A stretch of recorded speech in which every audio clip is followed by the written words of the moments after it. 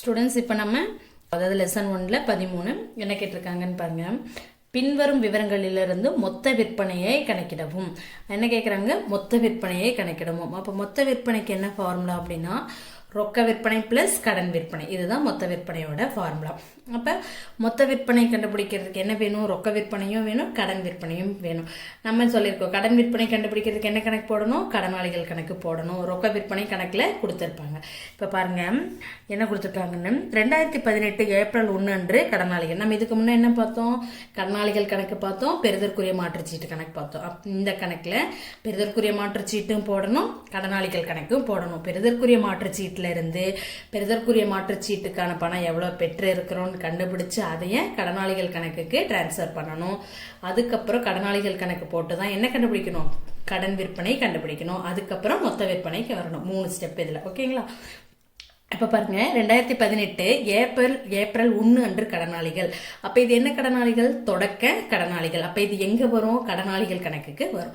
அடுத்தது 2018 ஏப்ரல் 1 அன்று பெறுதற்குரிய மாற்றுச்சீட்டு. அப்போ இது எந்த கணக்குக்கு வரும்? இது என்னது? பெறுதற்குரிய மாற்றுச்சீட்டோட தொடக்க இருப்பு. அது எந்த கணக்குக்கு வரும்? பெறுதற்குரிய மாற்றுச்சீட்டு கணக்குக்கு வரும். அடுத்தது பாருங்க கடனாளிகளிடமிருந்து பெற்ற ரொக்கம். கடனாளிகள் இருந்து பெற்ற ரொக்கம் வந்து எவ்வளவு கொடுத்துருக்காங்க? 7,25,000. அப்ப கடனாளிகள் இருந்து பெற்ற ரொக்கம் எங்க வரும்? கடனாளிகள் கணக்குக்கு வரும். எந்த பக்கம்? வரவு பக்கம் வரும். கடனாளிகளோட இருப்பு குறையும், அப்போ வரவு பக்கம் வரும். பெறுதற்குரிய மாற்றுச்சீட்டுக்காக ரொக்கம் பெற்றது எங்க வரும்? கடனாளிகளிடமிருந்து பெற்றது கடனாளிகள் கணக்கு வரும். பெறுதற்குரிய மாற்றுச்சீட்டுக்கான ரொக்கம் பெற்றது எங்க வரும்? பெறுதற்குரிய மாற்றுச்சீட்டு கணக்குல வரவுல வரும். சரியா? அடுத்தது வாராக்கடன். வாராக்கடன் என்னது? கடனாளிகளோட இருப்பை குறைக்கிறது. அப்ப கடனாளிகள் கணக்குல வரவுல வரும். பெறுதற்குரிய மாற்றுச்சீட்டு மறுக்கப்பட்டது. நீங்க என்ன பண்ணிக்கலாம்? சின்னதா எழுதி வச்சுக்கலாம். சரியா? இங்க சம போடும்போது நம்ம எழுதலாம். ஆனா எக்ஸாம் போடும்போது எழுத முடியாது. ஸோ மைண்ட்ல ஞாபகம் வச்சுக்கணும். ஒன்னொன்னா பார்த்துட்டே வரணும். பெறுதற்குரிய மாற்றுச்சீட்டு மறுக்கப்பட்டது. பெறுதற்குரிய மாற்றுச்சீட்டு மறுக்கப்பட்டது எங்க வரும்? கடனாளிகள் கணக்குல பற்றில் எழுதுவோம். அப்ப என்ன பண்ணணும்? மாற்றுச்சீட்டு கணக்கில் வரவுல எழுதணும். சரியா? அடுத்தது உள்திருப்பம் எங்க வரும்? கடனாளிகள் கணக்கில் வரவுல வரும். ஏன்னா கடனாளிகள் இருப்பை குறைக்குது. பெறுதற்குரிய மாற்றுச்சீட்டோட இருப்பு கொடுத்துருக்காங்க 2019 மார்ச் 31. ஸோ அது எங்க வரும்? பெறுதற்குரிய மாற்றுச்சீட்டில் இறுதி இருப்பு வரவுல வரும். அடுத்தது 2019 மார்ச் 31 பற்பல கடனாளிகள், அதுவும் இறுதி இருப்பு. இது எங்க வரும்? கடனாளிகள் கணக்கில் வரவுல வரும். ரொக்க விற்பனை 3,15,000. இது 3வது ஸ்டெப்புக்கு. அப்ப ஃபர்ஸ்ட் ஸ்டெப் என்ன ஸ்டூடெண்ட்ஸ்? பெறுதற்குரிய மாற்றுச்சீட்டுக்கு வந்து பெற்றது கண்டுபிடிக்கணும். அது எது வாயிலாக நம்ம கண்டுபிடிக்க முடியும்? பெறுதற்குரிய மாற்றுச்சீட்டு கணக்குக்காக. என்ன நம்ம ஃபர்ஸ்ட் ப்ரிப்பேர் பண்ணணும்? பெறுதற்குரிய மாற்றுச்சீட்டு கணக்கு ப்ரிப்பேர் பண்ணணும். சரியா? ப்ரிப்பேர் பண்றீங்களா? பெறுதற்குரிய மாற்றுச்சீட்டு கணக்கு. பெறுதற்குரிய மாற்றுச்சீட்டு என்ன ஸ்டூடெண்ட்ஸ்? பெறுதற்குரிய மாற்றுச்சீட்டுங்கிறது சொத்து. குட், சொத்து. ஸோ அப்போ இந்த சொத்து எங்கே வரும்? சொத்து எந்த இருப்பை காட்டும்? ஃபர்ஸ்ட் பற்று இருப்பை தான் காட்டும். அப்போ பாருங்க தொடக்க இருப்பு கொடுத்துருக்காங்களா 2018 ஏப்ரல் 1 அன்று பெறுதற்குரிய மாற்றுச்சீட்டு. ஸோ அப்போ அது எங்கே வரும்? இருப்பு கீழ் கொண்டு வரப்பட்டது. எவ்வளோ? 60,000. Okay students. அடுத்தது கடனாளிகளிலிருந்து பெற்ற ரொக்கம் கடனாளிகள் கணக்கில் வரும். பெறுதற்குரிய மாற்றுச்சீட்டுக்கான ரொக்கம் பெற்றது எங்க வரும்? பெறுதற்குரிய மாற்றுச்சீட்டு கணக்கில் வரவுல வரும். அப்போ பெறுதற்குரிய மாற்றுச்சீட்டு ரொக்கம் பெற்றது. பெறுதற்குரிய மாற்றுச்சீட்டு ரொக்கம் பெற்றது எவ்வளோ?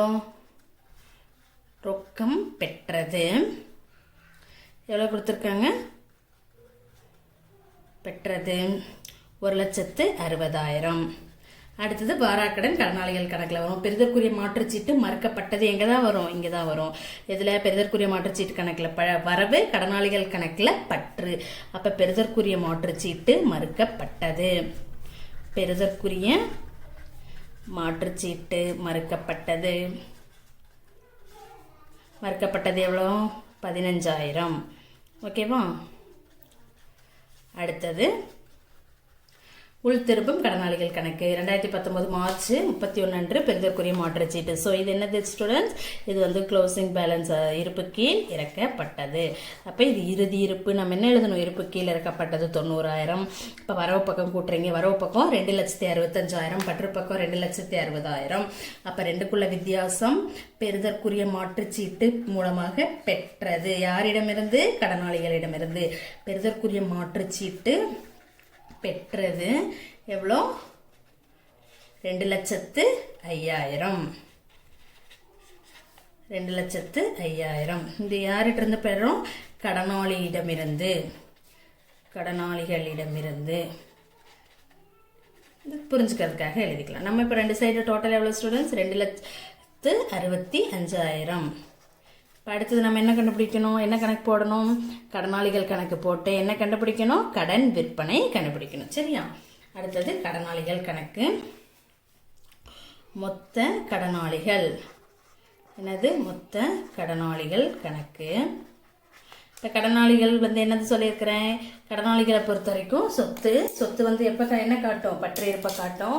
அப்போ பற்று கடனாளிகளோட தொடக்க இருப்பு கொடுத்துருப்பாங்க இல்லையா? ஃபஸ்ட்டு இருப்பு கீழ் கொண்டு வரப்பட்டது. எவ்வளோ தொடக்க இருப்பு ஸ்டூடெண்ட்ஸ்? இருப்பு கீழ் கொண்டு வரப்பட்டது 2,50,000. எழுதிட்டுமா? அடுத்தது என்னது? வரவில் என்ன வரும்? கடனாளியிடமிருந்து பெற்ற ரொக்கம் வரும், வராக்கடன் வரும், விற்பனை திருப்பம் அல்லது உள் திருப்பம் வரும். அடுத்தது பெறுதற்குரிய மாற்றுச்சீட்டு பணம் பெறப்பட்டது வரும். நம்ம இது கண்டுபிடிச்சிருக்கிறோம் இல்லையா? இதை நம்ம இங்கே டிரான்ஸ்ஃபர் பண்ணும். அப்போ இருப்பு கீழ் கொண்டு வரப்பட்டது. அடுத்தது என்னது? 2018 அன்று பெறுதற்குரிய மாற்றுச்சீட்டு இருப்பு. அது நம்ம பெறுதற்குரிய மாற்றுச்சீட்டுக்கு போயிடுச்சு, இங்கே வராது. கடனாளியிடமிருந்து பெற்ற ரொக்கம். அப்போ என்னது? கடனாளியிலிருந்து பெற்ற ரொக்கம் எங்கே வரும் ஸ்டூடெண்ட்ஸ்? வரவில் வரும். அப்போ ரொக்கம் பெற்றது. ரொக்கம் பெற்றது எவ்வளோ? 7,25,000. அடுத்தது பெறுதற்குரிய மாற்றுச்சீட்டுக்காக ரொக்கம் பெற்றது. நம்ம எவ்வளோ பெற்றிருக்கிறோம்? ஆக்சுவலாக நம்ம அது இந்த 1,60,000 எங்கே வரும்? பெறுதற்குரிய மாற்றுச்சீட்டு கணக்கு வரும். இப்போ பெறுதற்குரிய மாற்றுச்சீட்டு வழியாக பெற்றது எவ்வளோதான் கண்டுபிடிச்சிருக்கிறோம்? 2,05,000. அதுதான் இங்கே எழுதணும். என்ன எழுதணும்? பெறுதற்குரிய மாற்றுச்சீட்டு பெற்றது.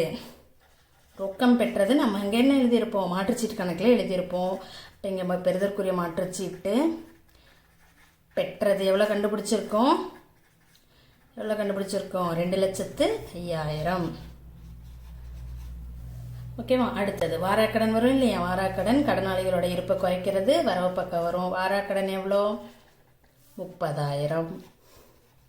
அடுத்தது பெறுதற்குரிய மாற்றுச்சீட்டு மறுக்கப்பட்டது 15,000. எங்கே எழுதியிருக்கிறோம்? மாற்றுச்சீட்டு கணக்கில் வரவில் எழுதியிருக்கிறோம். அப்போ இங்கே கடனாளிகள் கணக்கில் பற்றில் எழுதணும். என்னென்ன எழுதணும்? பெறுதற்குரிய மாற்றுச்சீட்டு மறுக்கப்பட்டது.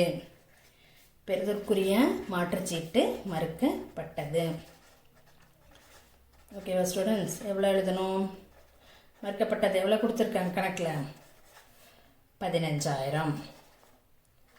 ஓகே. அடுத்தது உள் திருப்பம். உள் திருப்பம் மீன்ஸ் என்னது? விற்பனை திருப்பம். உள் திருப்பம் எவ்வளோ? 50,000.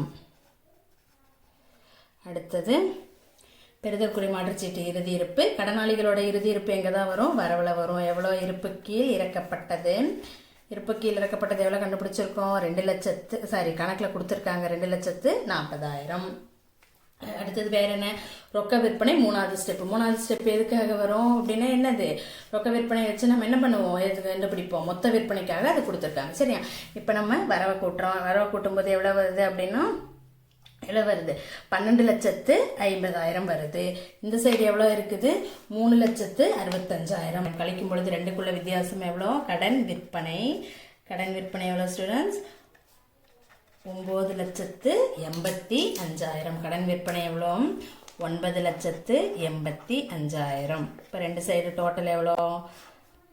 12,50,000. இப்போ என்ன நம்ம கண்டுபிடிச்சிட்டோம்? 3வது ஃபஸ்ட்டு பெறுதற்குரிய மாற்றுச்சீட்டிலேருந்து மாற்றுச்சீட்டு பணம் பெற்றது கண்டுபிடிச்சோம். அதை கடனாளிகள் கணக்குக்கு டிரான்ஸ்ஃபர் பண்ணணும்.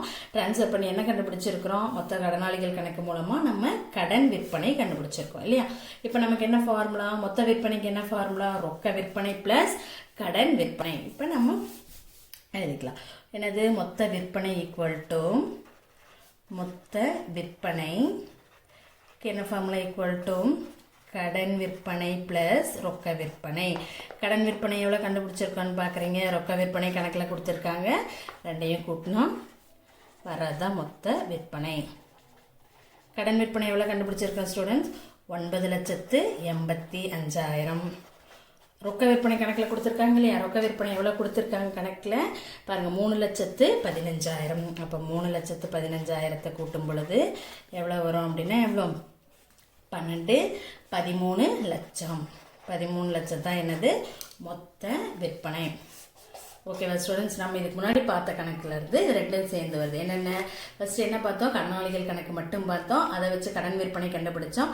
அடுத்து பெறுதற்குரிய மாற்றுச்சீட்டு கணக்கு மட்டும் பார்த்தோம், அதை வச்சு நம்ம என்ன கண்டுபிடிச்சோம், மாற்றுச்சீட்டுக்கான பணம் பெற்றது கண்டுபிடிச்சோம். அடுத்தது என்ன, இது அடுத்த மாடல் என்ன அப்படின்னா, பெறுதற்குரிய மாற்றுச்சீட்டு கடனாளிகள் கணக்கு ரெண்டும் போட்டு அதுக்கப்புறம் மொத்த விற்பனை கண்டுபிடிக்கிறது. ஓகேவா ஸ்டூடெண்ட்ஸ், அதனால ஏதாவது டவுட்னா முன்னாடி இருக்கிற தனித்தனியாக போட்டிருக்கு இல்லையா, அந்த கணக்கை ரெஃபர் பண்ணுங்க. இந்த கணக்கு நம்ம என்னது, பயிற்சி கணக்கு 13 பேஜ் நம்பர் 34. இதுக்கு முன்னாடி நம்ம பயிற்சி கணக்கு போட்டிருக்கு இல்லையா, அதை டவுட்டாக இருந்தால் ரெஃபர் பண்ணுங்க.